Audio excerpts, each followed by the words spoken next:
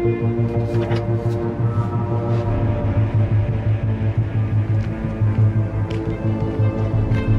hello all. So here in San Francisco, California, we have mostly cloudy skies, a little bit of sunshine here and there, and predicted rain or light drizzle and mist tomorrow and tonight. So we'll take whatever kind of moisture we can get here in the drought state of California. Let's go over up here and do a video, kind of an interesting one.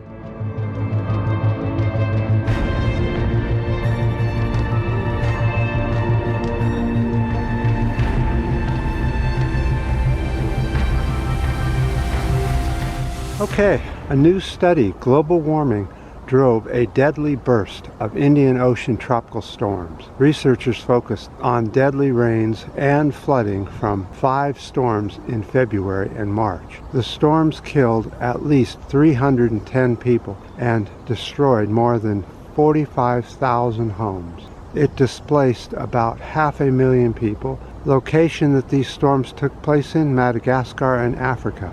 Let's look at the map.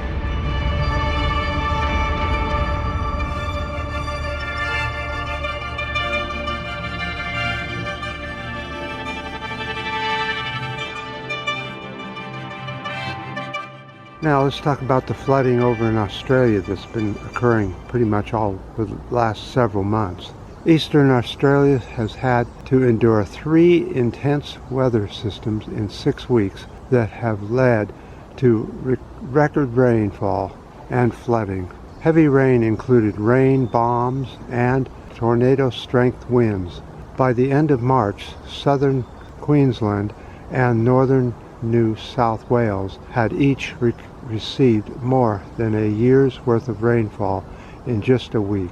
Torrential rain hit the east coast of Australia on April 7th with a month's worth of rain overnight. So there we have it.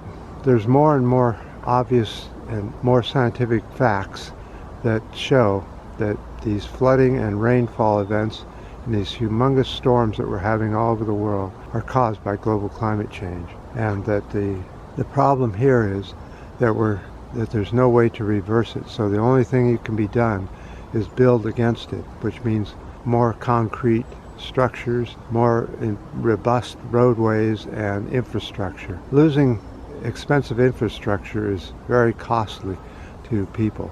They have to pay for it through their taxes. So if you want a reason why you've got such high taxes, blame it on climate change. We'll see what happens in the winters of South America and Australia this time while we go into summer here in the northern half of the globe, where we're expecting heat waves and more severe fires and fire danger. It's going to continue to get worse and worse as we go along. Now I wanted to bring up another problem we have is that people keep putting in lousy leaders in their country. They don't pay attention to what the leaders do and what they say they're going to do. They pay only attention to money-oriented issues and issues where the leaders hate on other people for their skin color or where they come from or whether they're migrants. Soon migrants are going to be pouring into everybody's country that isn't flooding or torrential rains or hurricane-force winds because they have no choice. What are they supposed to do? Stay in a devastated area and die?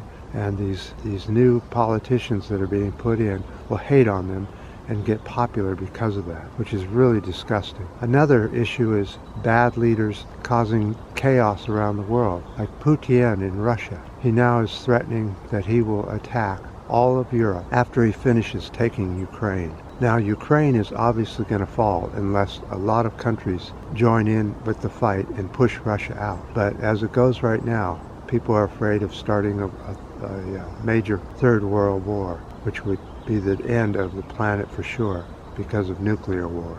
Once a nut like Putin feels like he's losing the war, he's going to start pushing the nuclear button.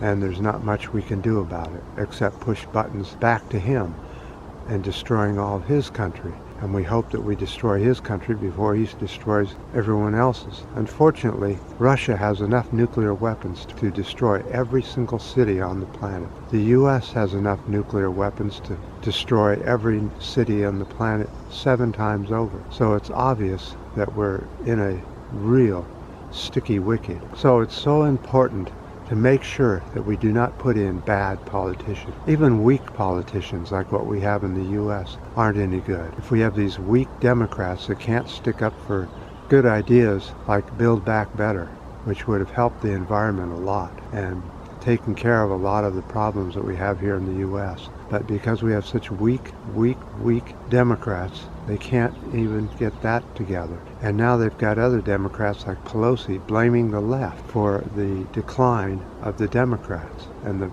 lousy approval rating, and why we're going to end up with a whole bunch of Republicans in office, which will then weaken even more environmental rules and regulations. And we'll be drilling up in the Anwar and at other places.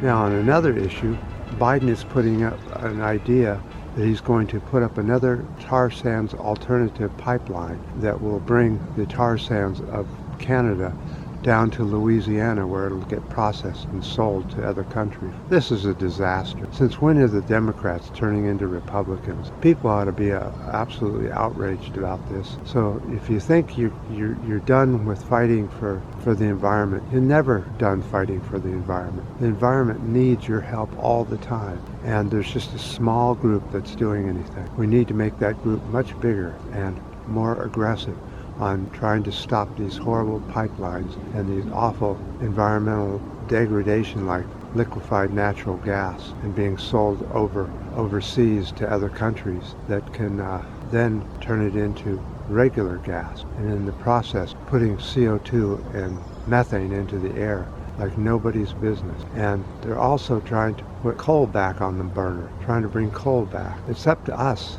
that need to stop putting in bad politicians. Please, people, pay attention to who you vote for and make sure you do your homework. And yes, it matters who gets into office. Putin is a good example of that, and so is Trump. Just think, if Trump was in office, we'd probably be in nuclear war by now if he was still in office. So many bad decisions by so many people around the world.